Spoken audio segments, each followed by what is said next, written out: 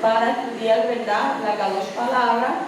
Y en esta semana, ¿verdad?, tenemos la parashá número 50, es la parashá Kitabó. La parashá Kitabó comienza en Devarim, capítulo 26, versículo 1, al capítulo 29 y versículo 9. Y Kitabó, su buen significado es cuando llegues. Cuando llegue. ¿Cuando llegue a dónde? Cuando llegue a la tierra, ¿verdad?, que el poderoso le había guardado para ellos. Hacemos una introducción, como siempre, para ver de qué nos habla estos casi 3 capítulos íntimos, ¿verdad?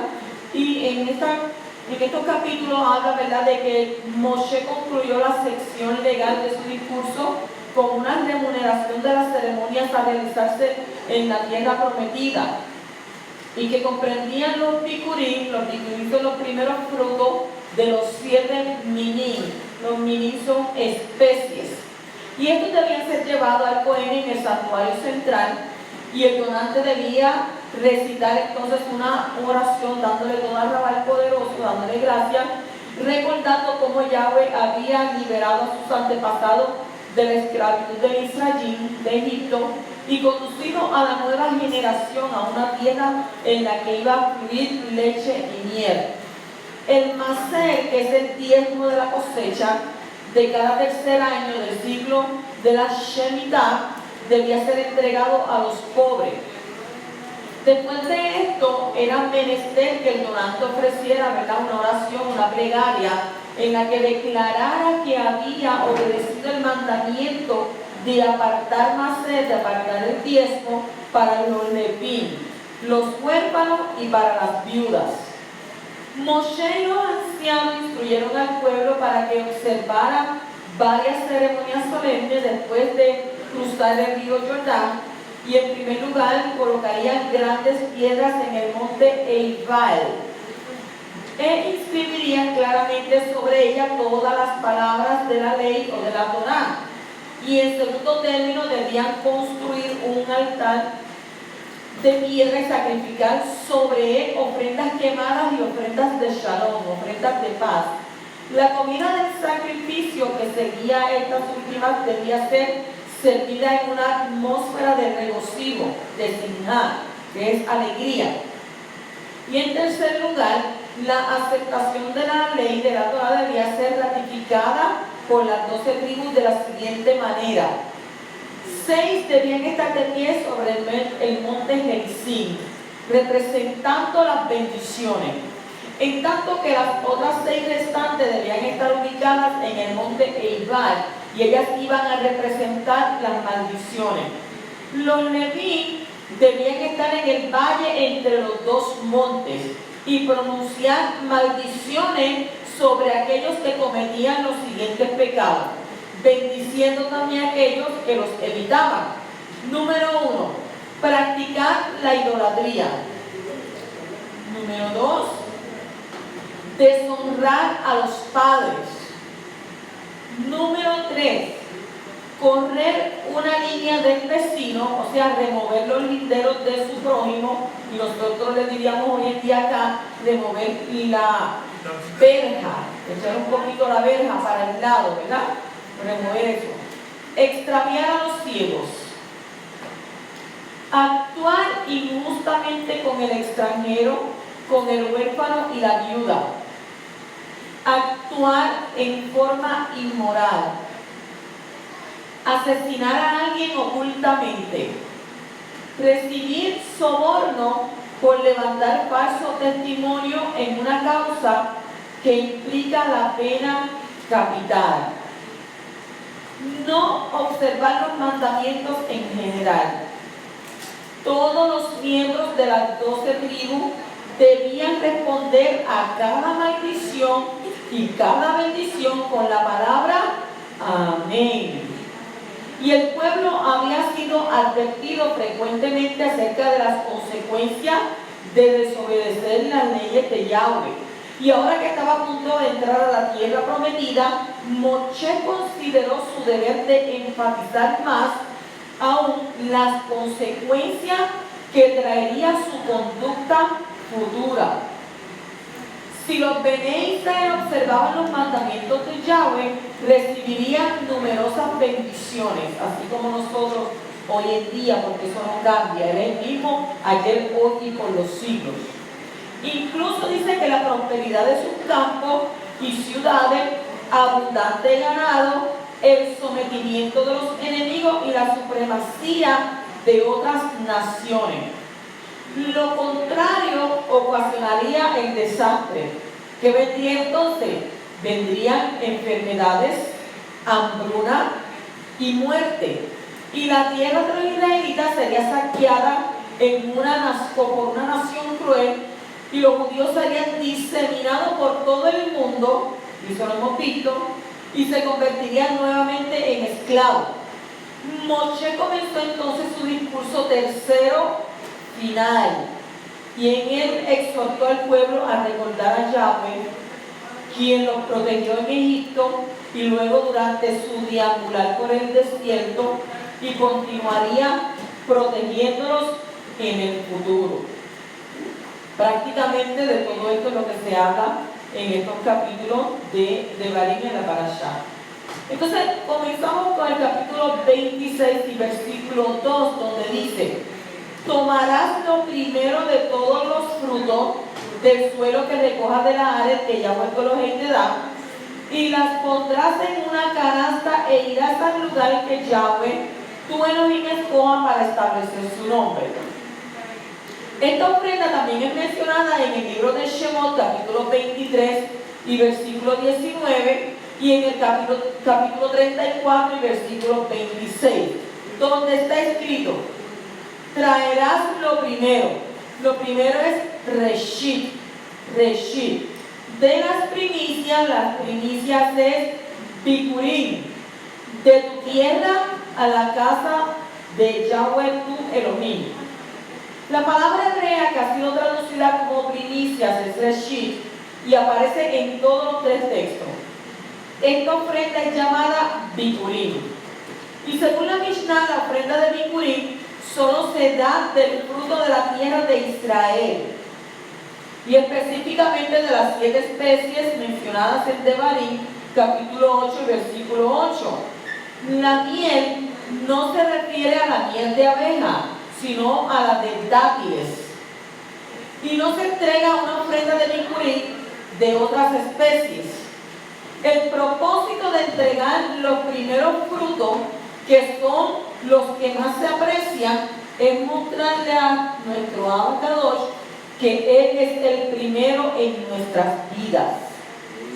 Entonces, cuando los primeros frutos empezaron a brotar, fueron marcados con un hilito. Y cuando habían madurado, fueron llevados al santuario entre las fiestas de Shavuot y la fiesta de Sukkot. Según Maimónides, el sacrificio de Bikurim requiere de 7 cosas. Número 1, se lleva al lugar escogido por Yahweh. Número 2, se lleva en una canasta. Número 3, se hace una declaración verbal. Número 4, se entrega un sacrificio. Número 5, se canta. Número 6, se hace la ceremonia de Tenufá. La ceremonia de Tenufá es la ceremonia del mecimiento. Y número 7, se pernocta en el lugar donde se lleve. Los Bikurim hacen referencia a la característica de la renovación. Así como el granjero, lleva cada año sus primeros frutos al Mishkan, al templo, de la misma manera la persona debe de tratar de renovarse cada año. La mitzvah de los Bikurim nos enseña que no importa qué problemas o dificultades estemos experimentando, siempre podemos recordar las bondades de Yahweh y renovar nuestra dedicación a Él. En la Torá, la mitzvah de Bikurim es seguida por la mitzvah de los diezmos, luego de lo cual Moshe dice en Devarim capítulo 26, versículo 16, hoy Yahweh les ordenó. Específicamente cuando hoy, Pues hoy es un nuevo día y una posibilidad de renovación. Continúa en el capítulo 26 y versículo 15, donde dice: mira desde tu morada Kadosh, desde el Shamayim, de los cielos, y bendice a tu pueblo en Israel y a la tierra que nos ha dado, una tierra que emana leche y miel, como juraste a nuestros padres. Después de haber entregado todo el tiempo, se pide una bendición sobre el pueblo de Israel y no sobre uno mismo. Esto nos enseña a nosotros no ser egoístas. Yo he cumplido y por eso pido que bendigas a todo el pueblo del cual soy una parte. Esa debe ser tu bendición. Entonces, qué bonito es, ¿verdad? No buscar la prosperidad personal, sino la prosperidad de ¿quién? Del pueblo. Capítulo 26, versículo 17 dice: has declarado hoy que Yahweh es tu Elohim y que andarás en sus caminos y guardarás sus estatutos, sus mandamientos, sus ordenanzas y escucharás su voz. Pues quiere decir que entonces Él habla. Él tiene boca, entonces nos habla. Entonces, por un lado, el pueblo declara su amor y su compromiso con el poderoso. ¿Por qué? Porque Él quiere que nosotros andemos, ¿qué? Andemos en sus estatutos, en sus mandamientos, en sus preceptos, andemos en sus caminos, y entonces de esa manera es que nosotros vamos a escuchar la voz de Él. Capítulo 26, versículo 18 dice: y Hashem ha declarado hoy que tú eres su pueblo, su exclusiva posesión, como Él te habló, para guardar todos sus mandamientos. Y por el otro lado viene la respuesta de Yahweh. En estas palabras hay una renovación del pacto. Según Edmond dice, hay 3 alianzas con Israel en el Humash. Número 1, la del monte Sinaí. Número 2, la del santuario. Y número 3, la de las mesetas de Moab. Esas son 3, ¿qué? Las 3 alianzas con Israel. Y en este texto aparece la tercera de estas alianzas, la de las mesetas de Moab. Tú eres su pueblo para guardar todos los mandamientos. La identidad marca la conducta de una persona. Si uno se siente rebelde, actuará como un rebelde. Si uno se identifica como ladrón, ese hurtará. Y si uno tiene un complejo de rechazo, rechazará a los demás. Y si uno tiene la identidad de ser un pueblo de exclusiva posesión, se comporta de manera kadosh, separado. ¿Guardando qué? Guardando los mandamientos, los mitzvot. Y es muy importante pensar de sí mismo, ¿verdad?, de la manera correcta para poder actuar de la manera correcta. En la Torá, en el libro de Proverbios de Mishlei, capítulo 23, versículo 7, está escrito: pues como piensas dentro de sí, así es. La Escritura también nos dice que todo lo que tú confiesas con tu boca será hecho. Y también dice que de los que, del corazón, de la abundancia del corazón, habla tu boca.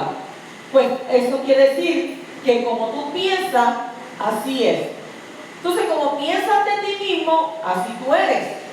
Por esto Yahweh crea una identidad para su pueblo, para que actúe conforme a esa identidad.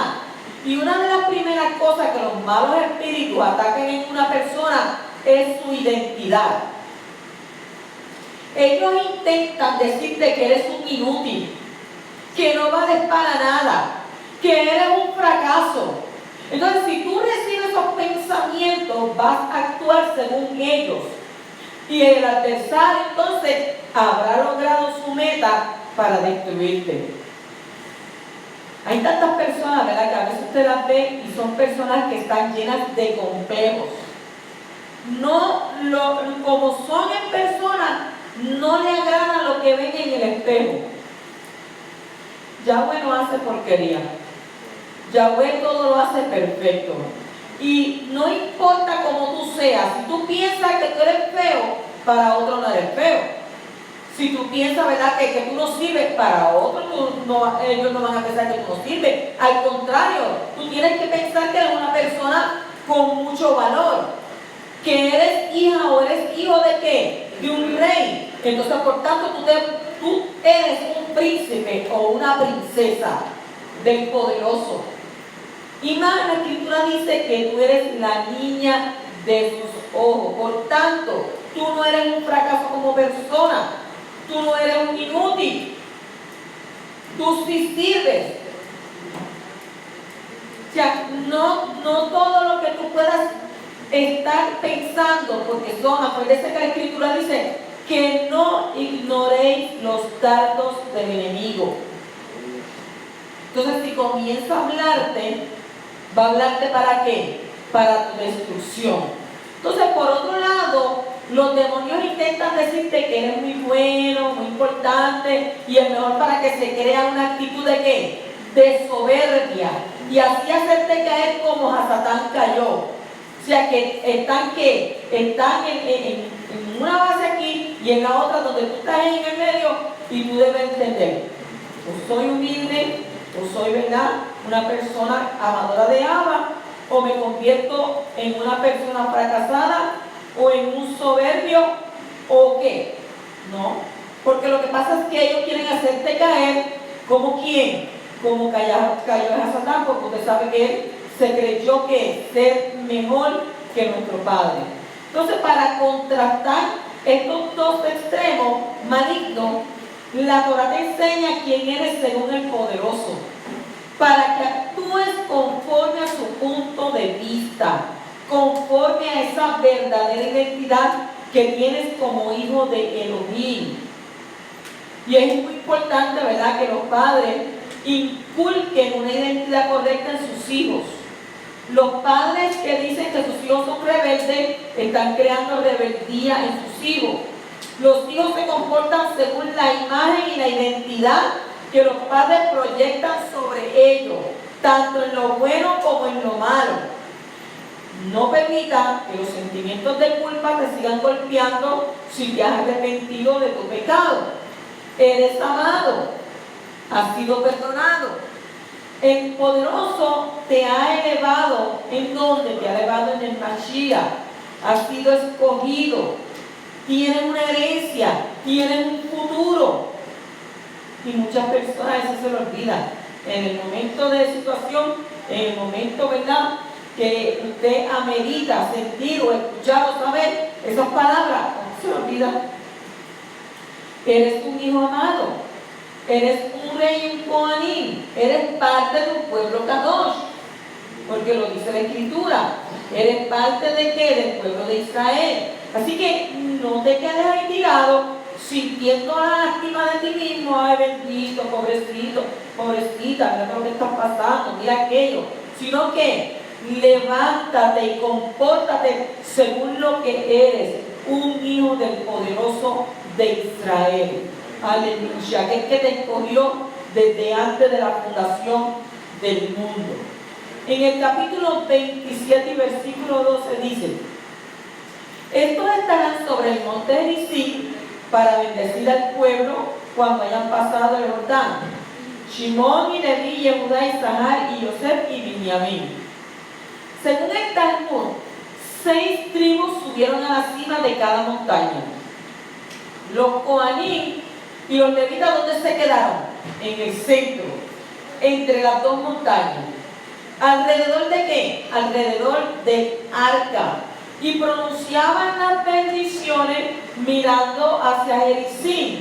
Y luego las maldiciones que aparecen en la Torá mirando hacia el monte ¿qué? Eibal. Las 6 tribus que estaban en el monte Gerizim y que respondían amén a cada una de las bendiciones corresponden a las 6 palabras del Shema. Shema, Israel, Yahweh, Eloheinu, Yahweh, Echad.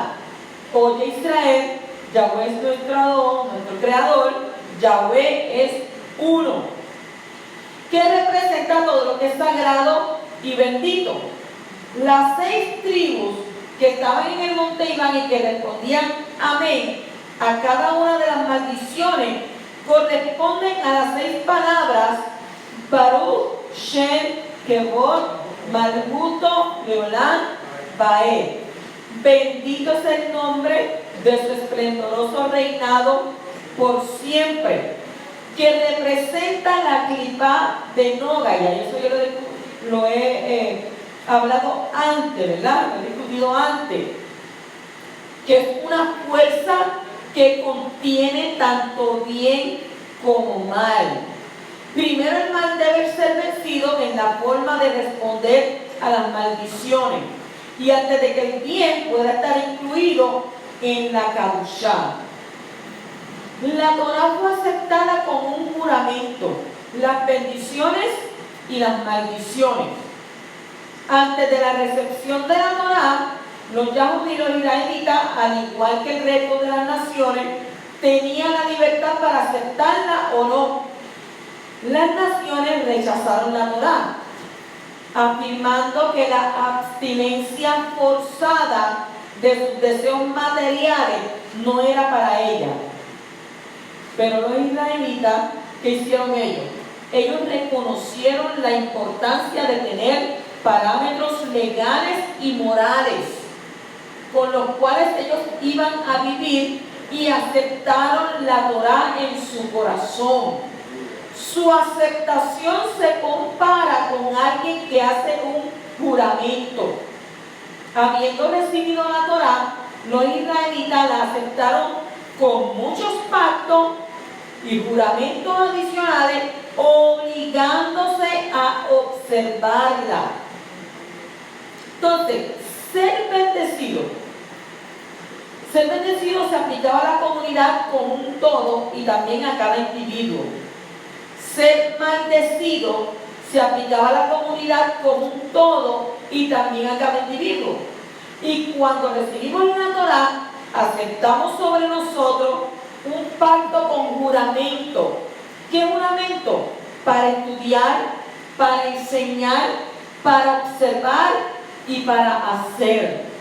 Y así, ¿verdad? Hubo 4 pactos por cada mitzvah, cada uno de los pactos conteniendo 4 bendiciones y maldiciones, y haciendo un total de 16 pactos por cada mitzvah, por cada mandamiento.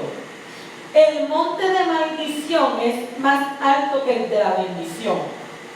En la Torá hay más maldiciones que bendiciones. La Torá tenía que ser escrita sobre el monte ¿qué? Sobre el Eibal, el monte de las maldiciones, no Gerizim.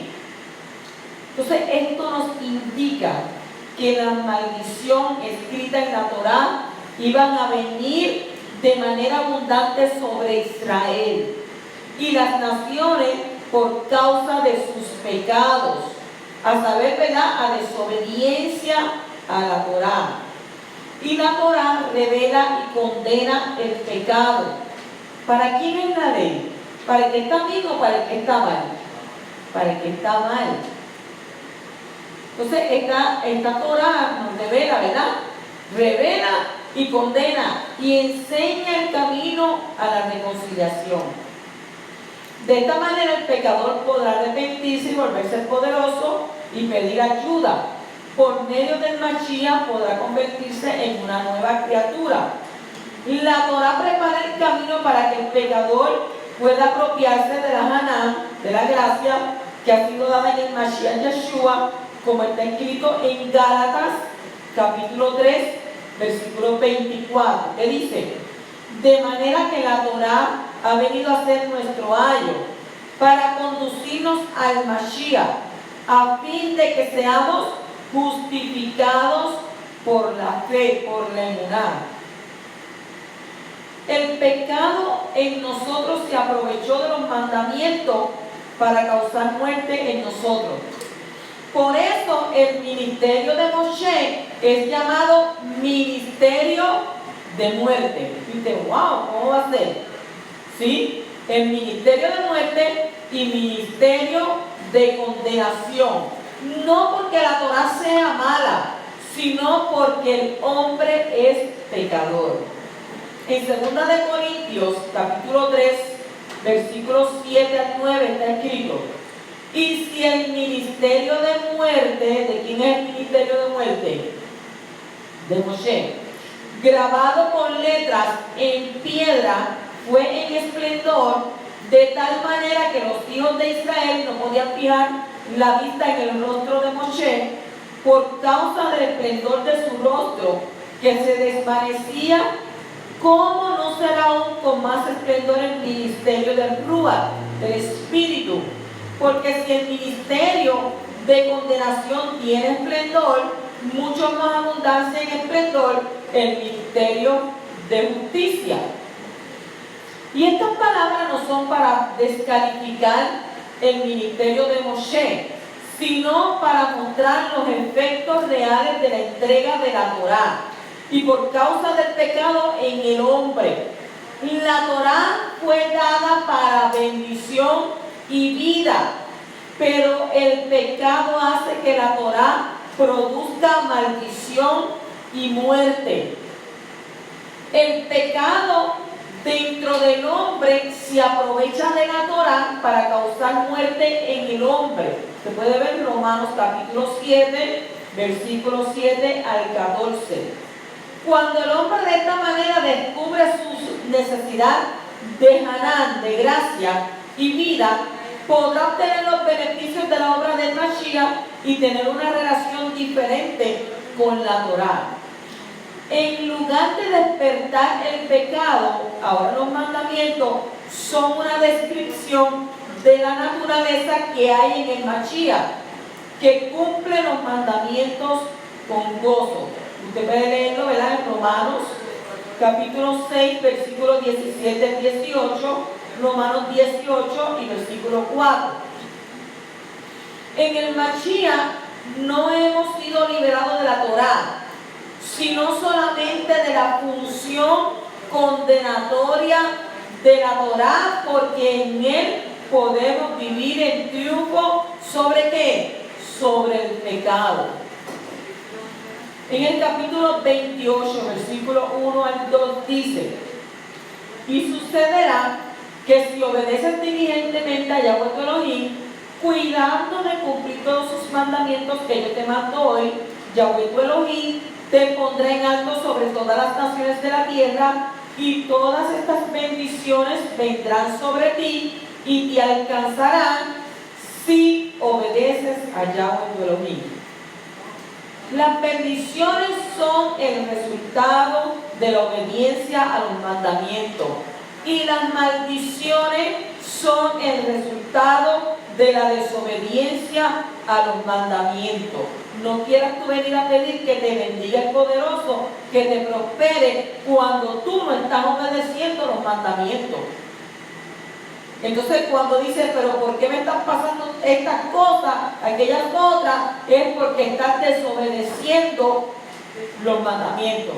Y la desobediencia a los mandamientos, ¿qué trae? Maldición. Y la obediencia a los mandamientos trae ¿qué? Bendición. En el capítulo 28, versículo 10 dice: entonces verán todos los pueblos de la tierra que sobre ti es invocado el nombre de Yahweh, y te temerán. El mejor impacto que se puede hacer en las naciones gentiles se produce cuando hay obediencia en el pueblo de Israel. Y este texto nos enseña que Israel ha sido puesto para impactar a las naciones. Yahweh quiere que su salvación llegue hasta los confines de la área, de la tierra. Y por esto ha creado el pueblo de Israel. ¿Para qué? Para que sean un canal para ellos, como está escrito en donde. Isaías capítulo 49, versículos 5 y 6. ¿Qué dice? Y ahora dice Yahweh: el que me formó desde el seno materno para ser su siervo, para hacer que Jacob vuelva a él y que Israel se reúna con él, porque honrado soy a los ojos de Yahweh, y mi Elohim ha sido mi fortaleza. Dice él, pocas cosas que tú seas mi siervo para levantar las tribus de Jacob y para restaurar a los que quedaron de Israel. También te haré luz de las naciones para que mi salvación alcance hasta los confines de la tierra. Usted está viendo, ¿verdad? Que eso es ¿qué? Una promesa. En el capítulo 28, versículo 14 dice, no te desvíes de ninguna de las palabras que te ordeno hoy, ni a la derecha ni a la izquierda, para ir tras otros dioses y servirles. Aquí está escrita la palabra hoy.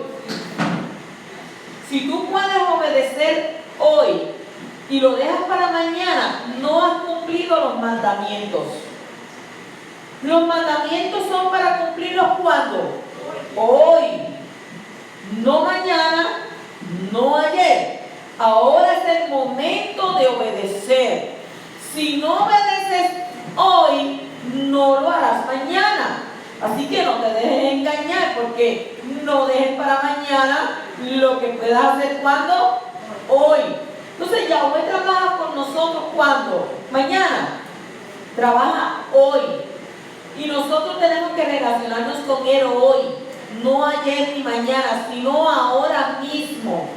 Así que arregla hoy tu relación con Yahweh y no dejes las cosas para mañana, porque quién sabe mañana no pueda llegar.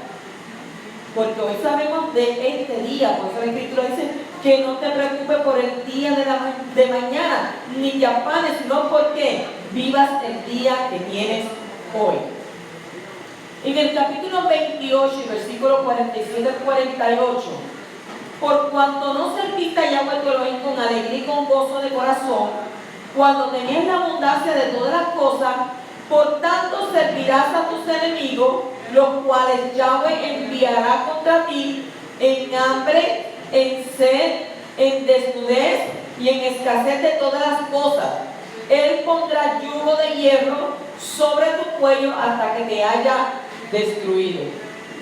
Si no servimos al poderoso con alegría y con gozo de corazón, tendremos escasez de todas las cosas y tendremos un yugo ligero, un yugo de hierro. Y esto nos lleva, ¿verdad?, a nosotros a reflexionar si verdaderamente mostramos mucha gratitud cuando tenemos abundancia o estamos quejándonos por lo que no tenemos, porque hay mucha gente así. Si nos quejamos de la comida, de la ropa, de lo que el poderoso nos está dando, lo perderemos. Si tenemos escasez, será por haber sido negligentes en este punto. Alabamos al poderoso con alegría y gozo de corazón después de comer o salimos de la mesa sin dar gracias. Porque hay gente que se sienta, tengo hambre, y eso no es así. Usted tiene que sentarse a la mesa, ver ese plato que usted tiene ahí y darle toda la al poderoso, porque usted se puede comer ese plato de comida. Porque hay muchas personas que en ese momento han llevado días sin comer. Sin embargo, usted es privilegiado porque tiene ese plato de comida ahí. Y entonces usted le da toda honra al Padre. Siempre hace una ¿qué? Hace una verajá, hace una bendición. Barúa talla bueno, que no me deja hablar, Shekti de Shano de Miscota Betsibano, dependiendo de lo que usted coma, ¿verdad?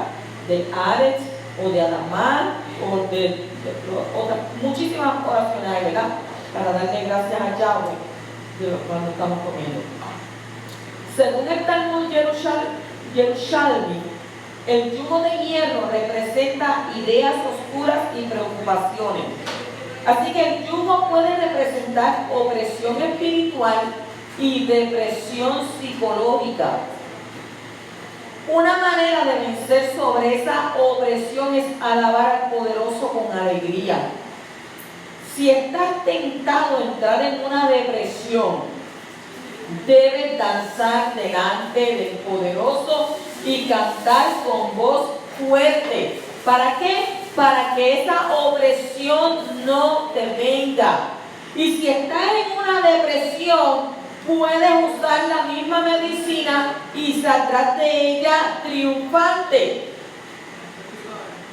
No te dejes vencer por el poder del enemigo, sino que vence tú al enemigo. Y cuando venga, ¿verdad? Porque mayormente eso es lo que yo hago. Cuando viene tristeza sobre mí o cuando empiezo a llorar por muchas, ¿verdad? Pues por la pérdida de mis seres queridos, yo comienzo a adorar al poderoso. Y yo comienzo a cantarle. Y comienzo, ¿verdad?, a exaltarle, a darle honra.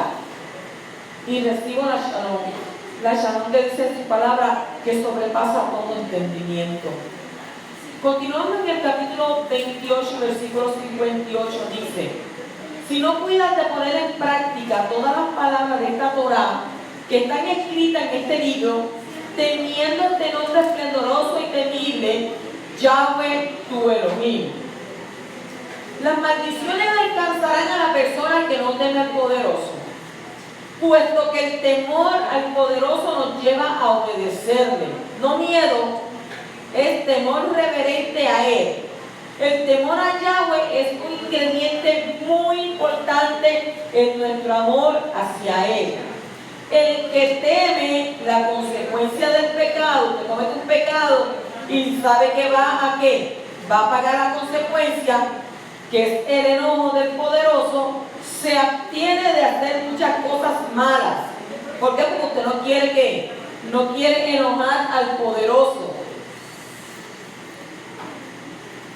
El Evangelio eterno que siempre se ha predicado, ¿verdad? Y que siempre se predicará hasta el fin, nos exhorta a qué? Nos exhorta a temer, a darle honra y adorar al poderoso, como está escrito en el libro de Revelación, capítulo 14, versículos 6 al 7. Dice: y vino delante en medio de los shamayim, de los cielos, a otro malach, a otro ángel, que tenía un evangelio, una besorá del poderoso, para anunciarlo a los que moran en la Are, en la tierra, y a toda nación, toda tribu, toda lengua y pueblo, diciendo a gran voz: temed a Elohim y darle esplendor. ¿Por qué? Porque la hora de su juicio ha llegado. A adorar al que hizo ¿qué? Los shamayim y la Are, la mar y las fuentes de las aguas. Continuamos en el capítulo 28, versículo 64, dice: Yahweh te dispersará entre todos los pueblos de un extremo de la tierra hasta el otro extremo de la Are. Esto ya se ha cumplido. Hay descendientes de las 12 tribus entre todos los pueblos de la tierra. Y esta es una siembra del poderoso que en nuestros días está empezando a dar fruto.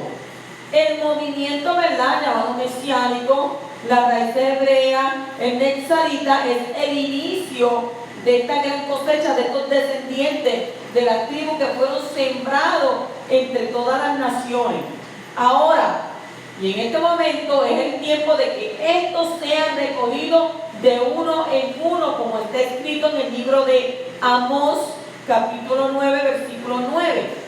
Dice: porque he aquí, yo daré un mandato, y zarandearé a la casa de Israel entre todas las naciones, como se zarandea el grano en la criba, sin que caiga ni un grano en la Ares. Y en Isaías, capítulo 27, versículo 12, que está escrito: y sucederá en aquel día que Hashem brillará desde la corriente del Éufrates hasta el torrente de Egipto, de Misrayim, y vosotros seréis recogidos, como dice ahí, uno a uno, oh hijos de Israel. Qué bonito, ¿verdad? En el capítulo 28, versículo 69, dice: estas son las palabras del pacto que Elohim mandó a Moshe que celebrase con los hijos de Israel en la tierra de Moab, además del pacto que celebró con ellos en Horeb. Estas son las palabras del pacto. ¿Qué quiere decir esto? La Torá representa el pacto, y es por ello, ¿verdad?, que la moralidad es el principal sendero hacia la recepción de la Torá. En el capítulo 29 y versículo 3 dice: pero hasta el día de hoy no les ha dado Elohim corazón que entienda, ni ojos que vean, ni oídos que oigan. No les ha dado Elohim corazón que entienda. ¿Qué quiere decir eso? Es necesario tratar de alcanzar un corazón que entienda, un corazón que sepa que todo lo que sucede en el mundo proviene de nuestro Padre Celestial. Como hoy, ¿verdad? El poderoso le ha placido que nosotros lleguemos para adorar en su capuchá. Bendito el que vive. En el capítulo 29 y versículo 9 dice: guardad pues las palabras de este pacto y ponedlas en práctica para que prosperéis en todo lo que hagáis. La prosperidad depende de la obediencia al pacto. Y estas palabras son repetidas ¿dónde? En Yehoshua, Josué 1:8, donde está escrito: este libro de la Torá no se apartará ¿de dónde? De tu boca, sino que meditarás en él cuando día y noche. ¿Para qué?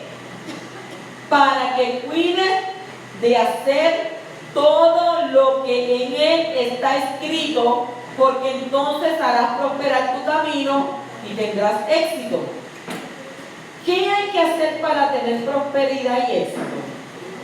Obedecer el pacto, pero obedecerlo ¿cómo?